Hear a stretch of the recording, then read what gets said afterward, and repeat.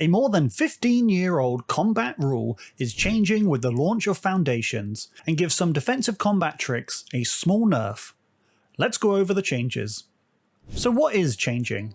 With the launch of Foundations, Wizards is doing away with damage assignment order. Let's go through a quick combat example of how things currently are. I control a 5/6 Vastwood Gorger and I attack with it. At the start of the Declare Blockers step, the defending player decides to block the 5/6 with a 3/3 Canyon Minotaur and a 4/4 Bonebreaker Giant. Once they've declared which creatures are blocking, the active player, the player whose turn it currently is, announces for each attacker that has a blocker that creature's damage assignment order. Effectively, you line up the defending creatures in an order, and your attacker needs to assign lethal damage to the creature in the front of the line before it can deal any damage to the creature behind it, and so on. So in this example, you could choose to order the defending creatures so that the 3/3 was up first, then the 4/4. In which case, you would be looking to deal 3 damage to the 3/3 and then the remaining 2 damage to the 4/4. Or you could put the 4/4 up front, so it would take 4 damage, and then the 3/3 would take 1 point of damage. Let's say we decide to put the 3/3 first and the 4/4 second.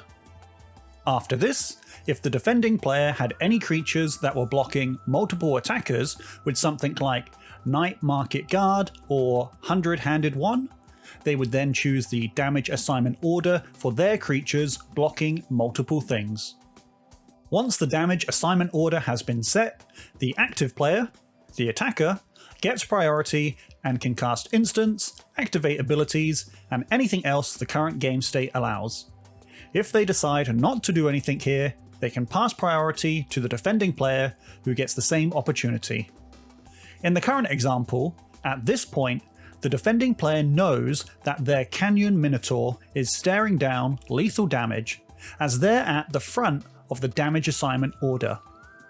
When the defending player gets past priority, they can cast a card like Giant Growth and pump it up to a 6/6, pushing it out of lethal damage range. Assuming the attacking player doesn't have any further responses, we pass through a round of priority and we move to the combat damage step. At this point, the 5/6 now must deal all its damage to the 3/3, that is now a 6/6, and the Vastwood Gorger bites the dust. So the key takeaway here with the current rules is that the defender gets to know how the attacker will be looking to divide up their damage, thanks to the damage assignment order, and can respond to that knowledge. Now let's quickly go over the same example with the new Foundation rules. We attack with a 5/6 and the defending player blocks with their 3/3 and 4/4. It's at this point that we no longer have to declare a damage assignment order, so the defending player no longer gets the knowledge of which creature we're wanting to prioritize to unalive first. After the blocks are declared, we go through a round of priority, and this is the last chance the defending player gets to use their Giant Growth or any other instant speed spell or ability if they want to save one of their creatures. Again, they currently don't know how much damage each defending creature might take. Let's say they do decide to use their Giant Growth on the 3/3 and pump it up to a 6/6. After a round of priority is passed, we move to the combat damage step. And now, with the new rules, the attacker can assign their 5 damage any way they like.